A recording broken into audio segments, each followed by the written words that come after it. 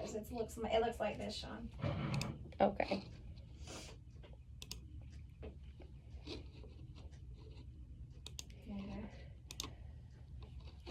All righty, everyone. So I will be covering your lectures on your GI and urinary drugs. So those are chapters 42, 43, and 48 in your textbook. So feel free to ask me questions throughout the lecture. Okay, when we start talking about the drugs of the GI disorders, we're going to be talking about disorders such as vomiting, diarrhea, and constipation. These are all very common disorders. Common disorders that we all may have personally experienced at some point in time, or that you will see very often in the clinical setting.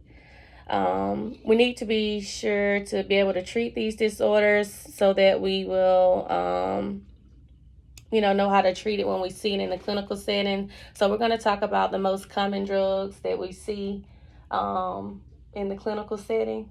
We can see what you're reading. Okay. Do y'all want me to take that off? Is that distracting? It could be. Okay. But it could not be. Okay.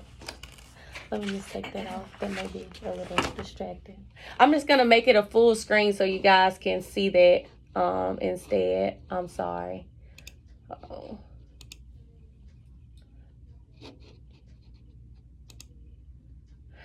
Alrighty, so the primary drugs that we're going to be talking about are your antiemetics, which are your non-vomiting agents, your emetics, and I don't know why this slide keeps changing, which are your vomiting-inducing agents.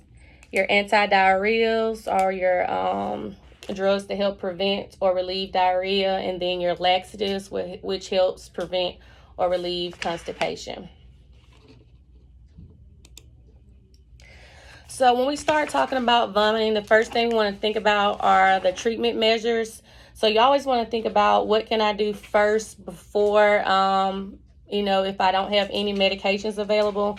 So those are your non-pharmacological measures. So you think about things that can induce vomiting, such as smells, foods, and medications, and just any things that could cause like GI upset. So you want to limit those things. So you want to promote things such as weak tea, flat soda, Gatorade, ginger ale, crackers. This I thought was a cute picture because it says, suppose this isn't the best time to ask what's for breakfast. Because in the clinical setting, a lot of times you'll see patients that come in with nausea and vomiting, and that's usually the first thing they ask is like, hey, can I have some food? And they typically don't want any, crackers or dry toast or any ginger ale. They usually want something to eat. But, that's when your patient education comes in, telling them like, hey, right now, you need to kind of limit all those extra foods intake right now until we kind of find out what's going on and what's contributing your vomiting. So as we get into your antiemetics, we're going to talk about your non-prescriptive antiemetics.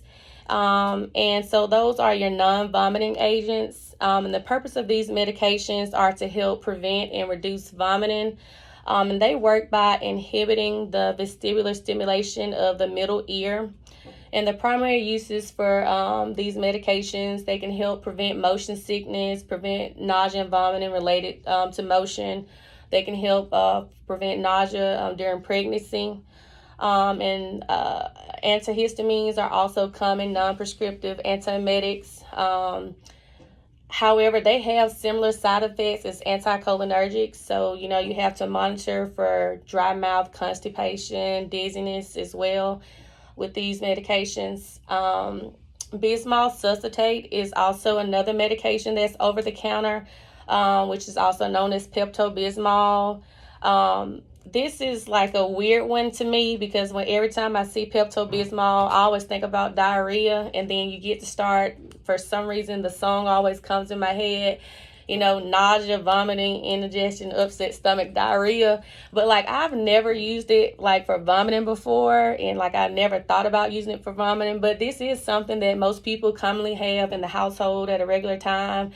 But yeah, I've never really just used this before just as a go-to, like when I'm nauseated or vomiting. So, you know, y'all just let me know if y'all have used that before and if that's worked for you. But I just think for me, you know, I think that taste or that smell would just kind of make me like more nauseated or vomit more. But it acts directly on the gastric mucosa to help suppress vomiting. So just remember that can be used as an antiemetic, but it is classified as a anti-diarrhea.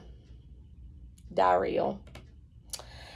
So when we get into your prescriptive antiemetics, it's a whole list of medications. But the main thing you'll notice when you get into these different medications is that they trigger different receptors, and it stimulates the vomiting center, causing vomiting to occur. This can be, this is just another neat picture, but this same little picture kind of is in your book on page 604, and it kind of shows you how the vomiting center is stimulated and inducing vomiting. But we're going to talk about these antiemetics that help to suppress the vomiting center, therefore reducing the sensation to vomit. And that is commonly known as your antihistamines, your anticholinergics, your dopamine antagonists, your benzodiazepines, your serotonin antagonists, your glucocorticoids, your cannaboids, and you also have a miscellaneous category. Does anybody have any questions so far? Y'all can let me know if I may be going a little too fast. Y'all can always stop me in the middle. I don't mind.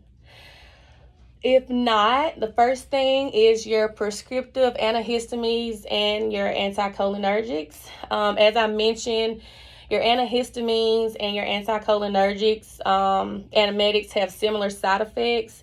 So that would be helpful for those who like to group things together for your concept maps. You know, those have the similar side effects. So in those patients, just like in any other cases when using anticholinergics, you want to avoid these medications in patients with glaucoma. It can worsen the effects. But some of the most common medications under these categories is your meclizine, which is over-the-counter antihistamine, your dimenhydrinate, which is also over-the-counter antihistamine. Promethazine is another antihistamine. It is a prescriptive antihistamine. And your scopolamine, which is a prescriptive anticholinergic. When we get into your dopamine antagonists, you have your phenothiazines and your butyrophenones. They act on the CTZ to directly block dopamine receptors, therefore reducing the vomiting and nausea sensation. The primary uses for these particular antiemetics are to help for post-op nausea and vomiting or during chemotherapy. They have mild anticholinergic symptoms as well, so you may want to monitor for mild side effects as well. They can cause moderate sedation and hypotension.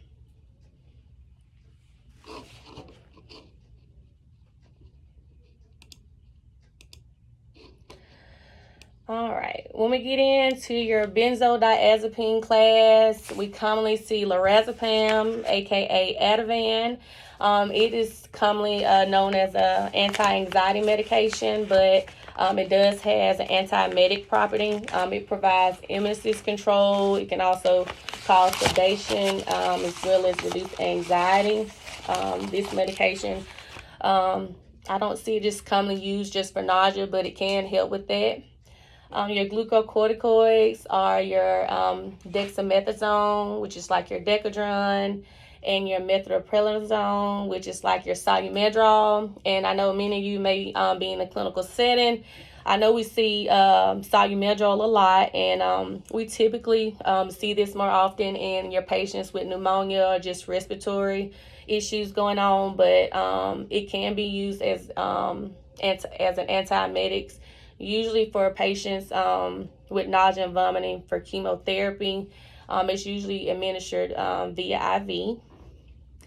Your serotonin receptor antagonists, This is going to be your ondansetron, aka Zofran. That is very commonly seen in the clinical setting, almost usually all the time. But it's the most effective antiemetic used in suppressing nausea and vomiting related to chemotherapy. Usually used prophylactically, like 30 minutes before receiving chemo is the best time to take the medication for those type patients. But usually that's our go-to medication as well, and just in the clinical setting. Usually always go to the Zofran first, and then if that doesn't work, then we usually go to something else. But that's usually really effective. In your next class, the miscellaneous. So you have a couple of questions. Okay. They want to know which med was commonly used for chemo or nausea. Which one was most commonly used for chemo or nausea? Ondansetron, Zofran. So I don't have mine on, but typically your Zofran, you're going to want to give that prophylactically. That's the main one you're going to see given because it doesn't have as much of a drowsy effect as, say, like your promethazine. So you are going to see that used a lot, especially in the hospital setting. Thank you, because I can't see my little questions. Thank you. You're welcome. Okay. Yeah, so remember that. Under your miscellaneous category, your metoclopramide is a common one that I see in the clinical setting as well. It acts to suppress impulses of the CTZ. I also see this used commonly, especially on the surgical floor. Post-op nausea and vomiting can be used for chemotherapy and radiation therapy. However, it can cause some drowsiness side effects and anticholinergic effects. So you want to always monitor for those signs and symptoms of constipation, drowsiness, dizziness, dry mouth as well. It can also cause constipation, but hypotension and diarrhea as well. Your Cannaboids, those are, it helps as well to prevent nausea and vomiting associated with chemotherapy. So Leanne wants to know which drug are you discussing? Cannaboids. Oh, the one under the miscellaneous category, the most common one that I wanted to point out was the metoclopramide. It's also known as Reglan. I know sometimes you guys may hear it regular, but I know for NCLEX. But also we notice in the clinical setting, under the Mars and stuff, they have it as the trade names too. So I'm trying to say both of them. But yeah, Reglan is usually after post-op nausea and vomiting and chemotherapy and radiation therapy. Thank you, guys. I'm going to try to slow down a little bit. Yes, and I was saying your Cannaboids, that's also used for nausea and vomiting related to chemotherapy. It does have an active ingredient of cannabis in it. So it would be contraindicated in patients that have psychiatric disorders due to the amazing side effects that it can cause: mood changes, euphorias, drowsiness, nightmares, confusion. So especially if you already have patients that's schizophrenic, have depression, anxiety, and psychosis, these could exacerbate those symptoms. Thought somebody had a question. No, it's okay. You can go ahead and ask. Does anybody have a question? Does anybody have a question? Let them unmute themselves. No. Okay. All right.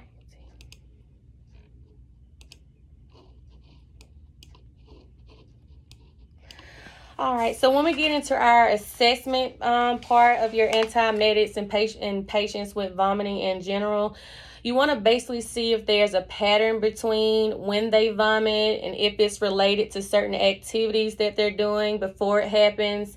So you want to get your investigator skills on, like what happens when, like, does it occur during a certain time of the day? What does the vomit look like? Does it contain food content? You want to notate the color.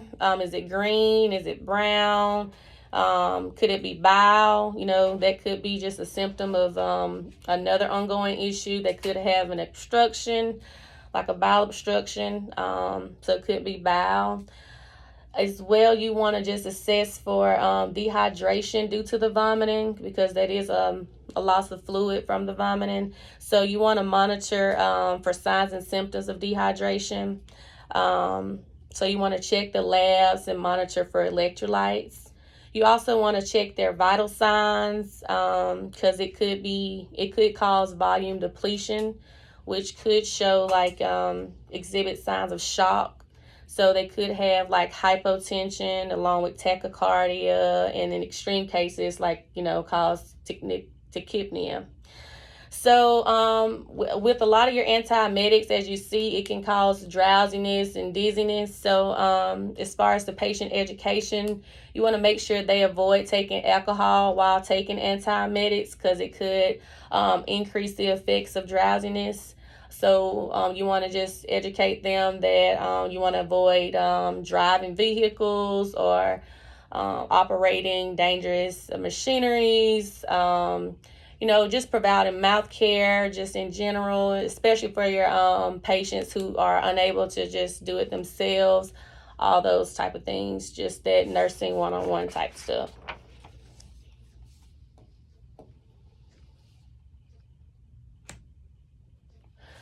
All right, as we get into your emetics, this one is usually just very short, but it works to induce vomiting. It acts to stimulate the CTZ and directly on the gastric mucosa. And so many of our other antiemetics, they suppress reducing vomiting, but your emetics stimulate the CTZ, so that's going to induce a vomiting sensation. So when you think about or see the term emetics, you think about when would we want to induce vomiting on someone.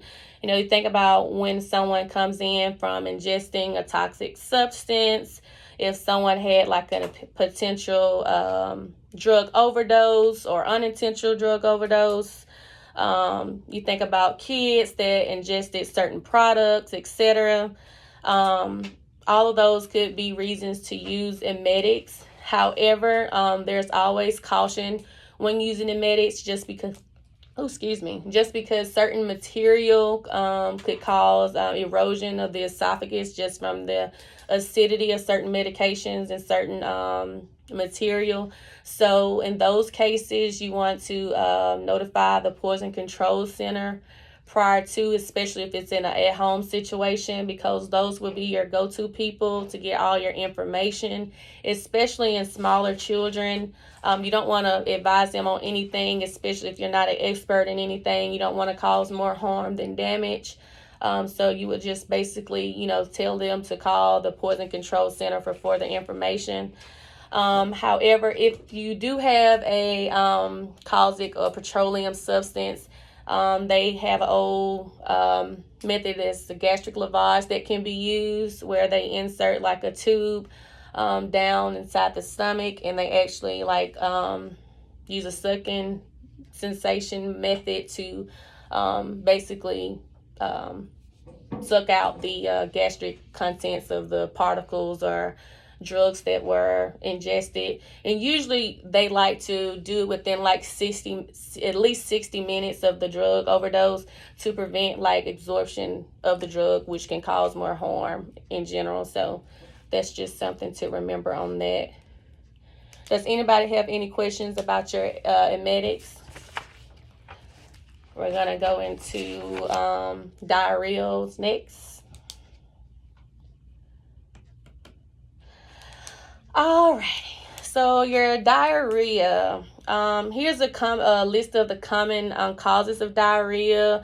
You have your spoiled or spicy foods, your bacteria and viruses, your drug reactions, excessive laxative use, stress and anxiety could be a cause of diarrhea.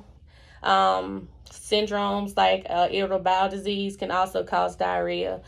So we kind of know different things that can cause diarrhea, but some things that we may not know is what can cause traveler's diarrhea.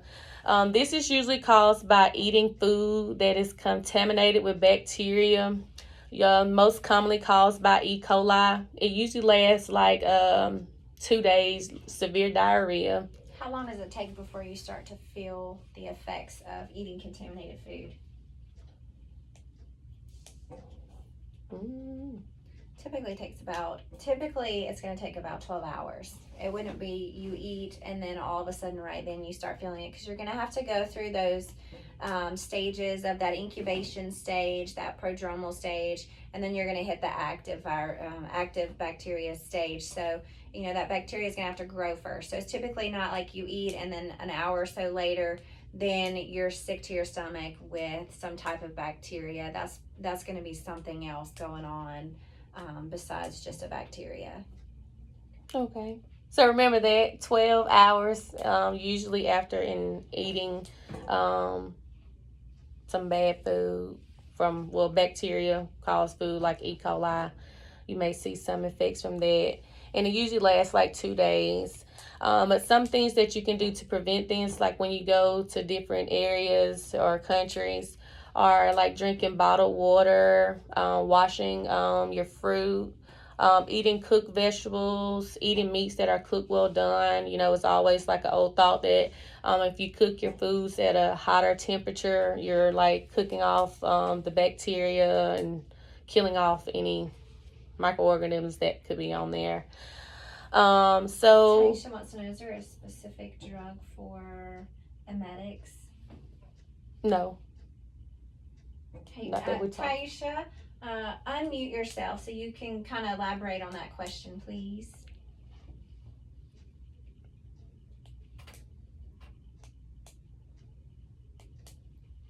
Oh, I can't. Oh, hold on. For some reason. There you go. I can hear you now. Is there a specific emetic drug that we need to know for our test, or we just need to know use and like what it does? Yeah, just the general, just what I provided, like just the about the emetics, just basically the information that what would you do in situations that if someone was ingested with a harmful substance, that that if you don't know like what to do, that you would educate them to go to the poison control center, and that certain harmful substances can erode the esophagus, and that in certain cases that you would use they would use a gastric lavage instead, and that would be more so through your ER setting. That was like in your emergency cases in that sense, as far as your emetics and stuff go, because again, like that's something that you would want to do quickly, because you don't want the drugs, especially if they took an overdose on anything, to stay in the system too long. So usually it says like 60 minutes or so within ingesting like an overdose or just ingesting like harmful substances, that you really don't want it to be systemically absorbed throughout the body. So that's usually going to be like in your ER cases, but there's not a particular drug that we will discuss on that in general. You're welcome. Thank you. Okay. Alrighty, so when we get into the non-pharmacological measures, the education will be important as well. So you want to think about things that could worsen or cause more diarrhea.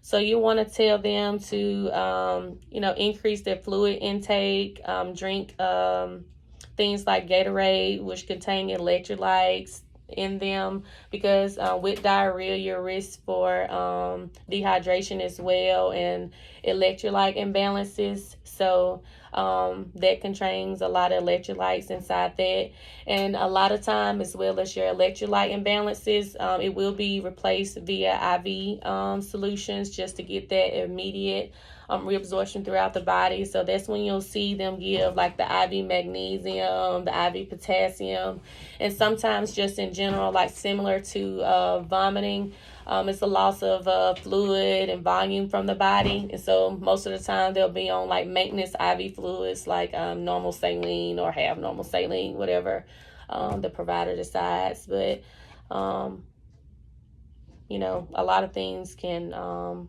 cause diarrhea, but you just basically just want to educate them that whenever it does occur, you just want to still increase that fluid intake, and you want them to keep an eye on your fluid and electrolyte. Okay, hold on. pause for just a quick minute. See if you can turn your volume up and if it will make that loud noise. Because if people unmute and start talking, we're not going to hear them. Okay. So how do I? Just turn your volume on your computer. Okay. Yeah, just turn your volume up. Turn it up a little bit. All right, now keep going. See if it makes that brrr noise. Okay, you can keep going. Okay. Alrighty. So now we'll talk about your anti-diarrheas, and most commonly, we'll talk about opiates and opiate-related agents, and another miscellaneous category for anti-diarrheas. Opiates are known for causing constipation and increased drug dependence. However, in this purpose, they are helpful in decreasing intestinal motility, thereby decreasing peristalsis and hopefully reducing or preventing diarrhea. So that's the main purpose of the opiates in this case. The type of anti-diarrheas that we'll discuss, again, are your opiates and opiate-related agents, your somatostatin analog, your absorbents, and again, the miscellaneous category. Your opiates, opiate-related agents, the two main drugs that we'll talk about is your diphenyl laxate with atropine, which is also which is also known as Lorazepam. It does contain opiate, but studies have shown that there is a decreased risk of drug dependence due to the decreased amount of opiate in this medication. It is made of 50% of atropine, which discourages the use of drug abuse. So atropine is an anticholinergic, so it is contraindicated in patients with glaucoma. Again, all those wonderful side effects. So you want to monitor in general for that particular drug for CNS depression. Again, physical dependence. Even though there is a decreased risk, it still is a risk for physical dependence. And it's contraindicated in patients with severe hepatic impairment as well. Your Loperamide is your hydrochloride. Your Loperamide hydrochloride also has a very similar makeup as your Lomotil diphenyl laxate with atropine. I'm sorry, I can't pronounce that. But it has less CNS depression and less side effects as your Lomotil. So it has all the same properties and actions as well. Next are your absorbents. They help by coating the wall of the GI tract, and they help get the extra bacteria or toxins out that can cause diarrhea. You know, if we go back to that other slide, we talked about how different bacteria and toxins can cause diarrhea. So these anti-diarrheas basically help by absorbing that, getting rid of the primary cause of the diarrhea, therefore reducing the diarrhea. So the common side effects of that is just like decreasing side effects are drowsiness, dizziness, headaches, and weakness. Under your miscellaneous category, it's not really a particular drug that we'll discuss here, but in your book is just talk about that, you know, some of the common side effects are just like arthralgia, pain, abdominal pain, and basically gas.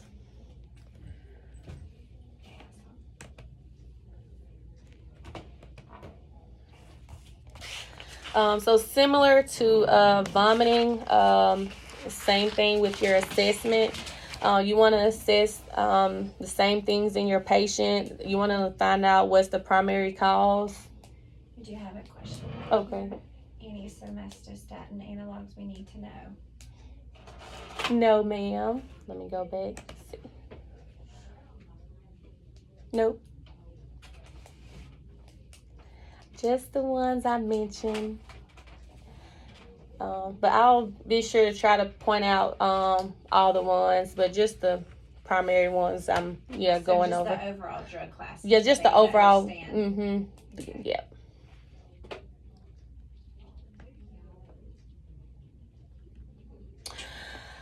Okay, so again, you want to make sure you get a good history on these patients. Like, do they have a history of viral or bacterial infections? What kind of drugs are they been taking that could cause like diarrhea? Any recent foods that they've eaten? Could it be an intolerance to certain food? Determine the frequency, consistency of bowel movements. One of my biggest things is like asking patients how many times they've actually went to the bathroom. What was the consistency? Was it just loose? Was it watery? Was it soft form? Or have they just been going more frequently than they have been? Because diarrhea is defined as loose, watery, liquid stools 3 or more times a day. And usually when you ask patients how many times they went, there's like one time, and then you say, okay, well, let me see it when you go again, or, let me know if you go again. And usually they don't ever go again.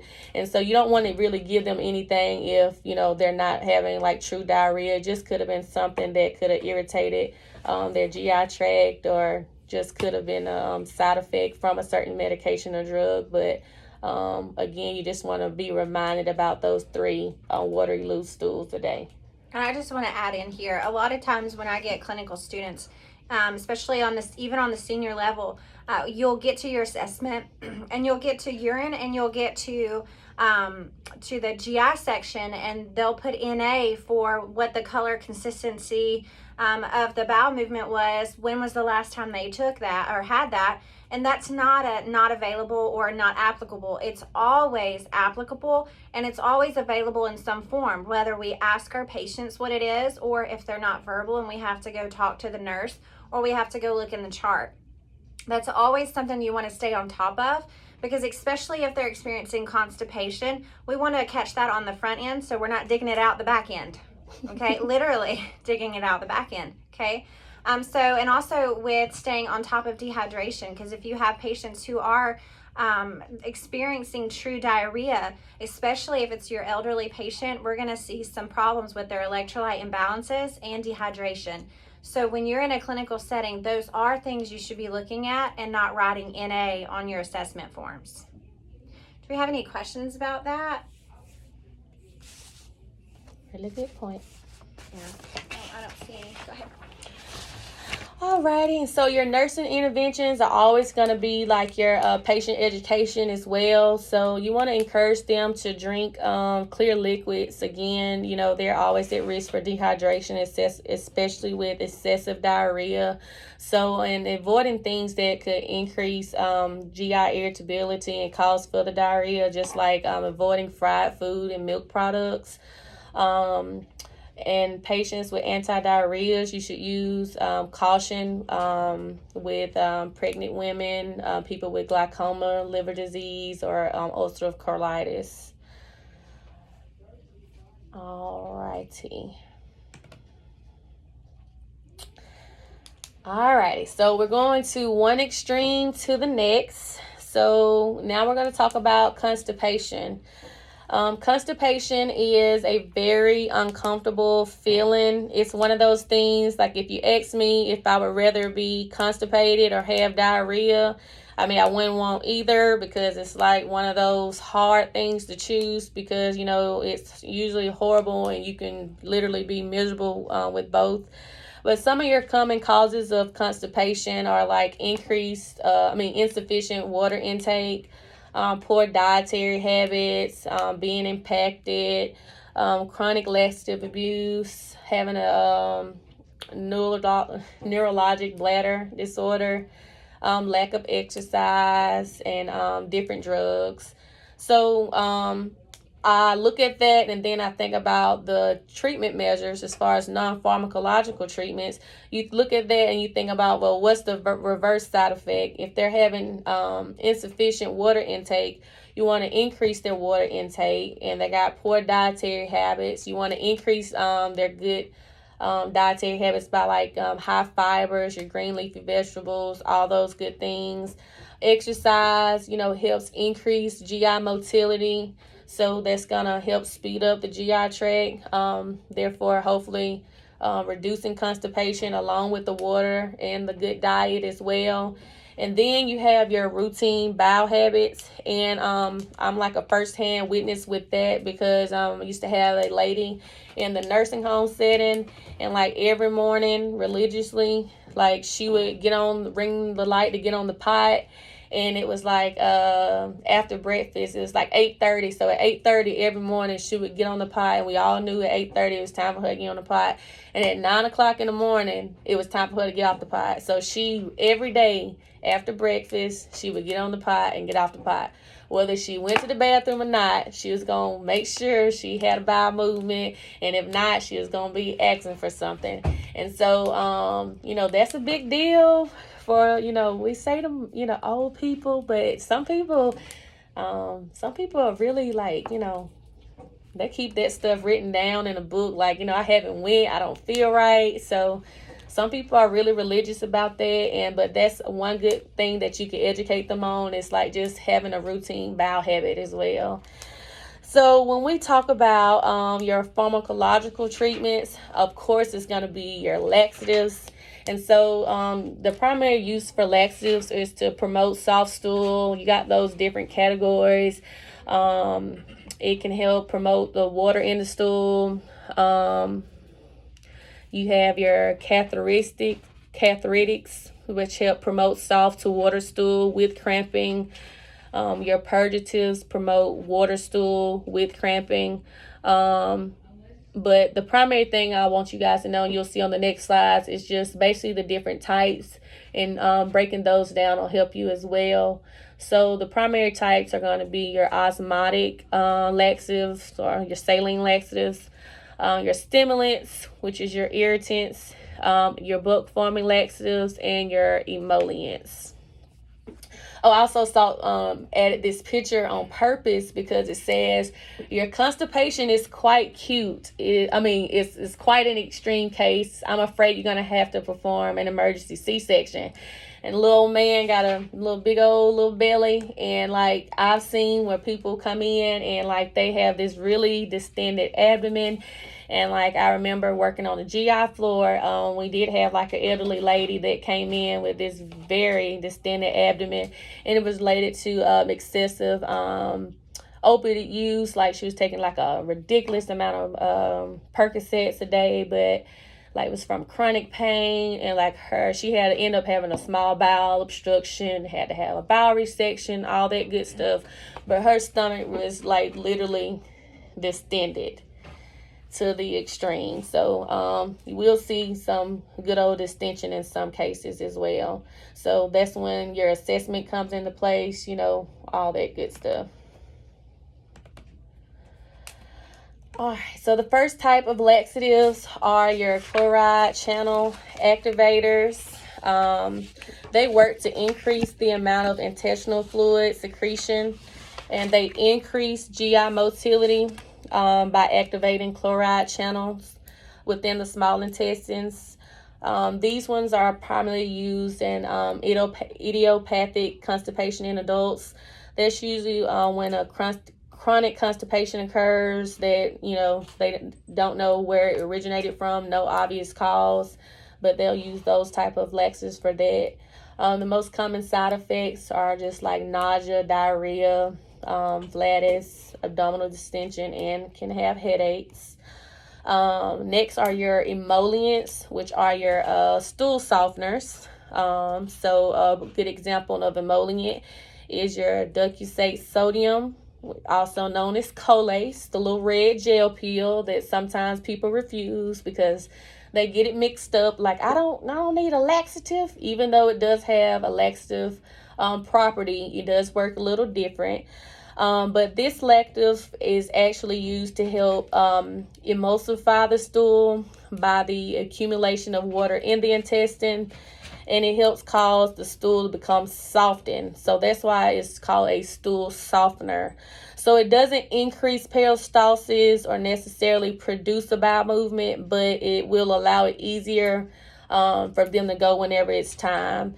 So it helps, in a sense, prevent constipation from occurring. So a lot of times you'll see this medication added along with your narcotics or post-op after surgery if they haven't went, just to help. But with this one, you just have to remember that you want to increase water intake, because water is just going to help. It's going to help mainly all these laxatives. So, and it helps decrease straining during defecation. So some of the side effects from that one is just mild abdominal cramping. You could have some nausea and vomiting, and as well as some diarrhea. Diarrhea is also going to be a common side effect to many of your laxatives, just because that can be an opposite side effect of kind of like an overuse of what it's supposed to do. So always be in mind of that. So this slide looks like a lot, but hopefully it's not too much. So first, if you kind of remember it, like how I set it up in these 3 categories, hopefully it'll be a little easy for you to remember. Again, you have your osmotic laxatives, your stimulants, and your bulk-forming laxatives. And your osmotic laxatives are going to be things like your magnesium citrate, your magnesium oxide, and like things like your lactulose. And they help by, or work by having hyperosmolar salts pull in water into the colon, and they increase bulk, which stimulates peristalsis and therefore produces defecation. And if you also look across the slide, this one produces semi-formed to watery stool. When you get to each one, like the stimulant laxative, that produces watery stool. The bulk forming laxative, that one also produces large soft stools. So they does have difference in each category. The osmotic laxative is usually used for bowel prep for diagnostic surgeries, or bowel preps, just like colonoscopies. Again, some of the common side effects of that could be like fluid and electrolyte imbalances as well, just because it can cause diarrhea. It can also cause hypotension and weakness due to the diarrhea, and also cramps, nausea, and vomiting as well. When we get into the stimulant laxative, you'll notice that it has the results. It usually takes 6 to 8 hours orally, and then regularly 15 to 60 minutes.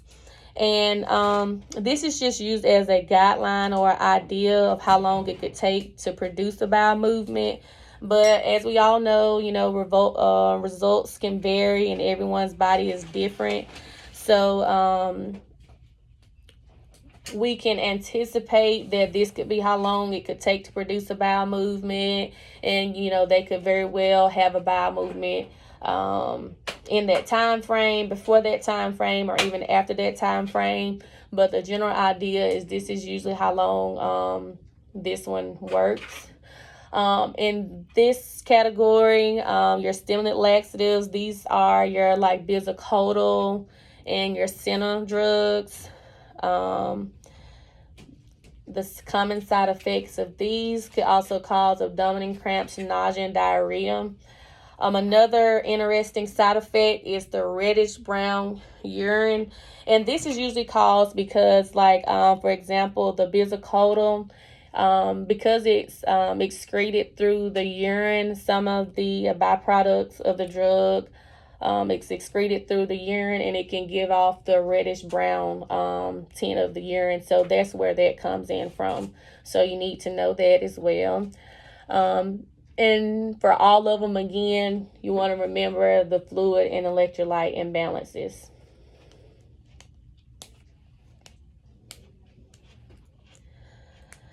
However, this is a non-alarming side effect. So it's just something that you, again, would like to educate your patient on. It's just usually caused by a small portion of the drug being excreted through the urine. And that's all that you would just need to educate the patient on before they flip out or anything. Or you flip out. You already know whenever you give the drug that if that occurs, that's something that you can look out for. Your bulk forming laxatives, they absorb water into the intestines. They increase bulk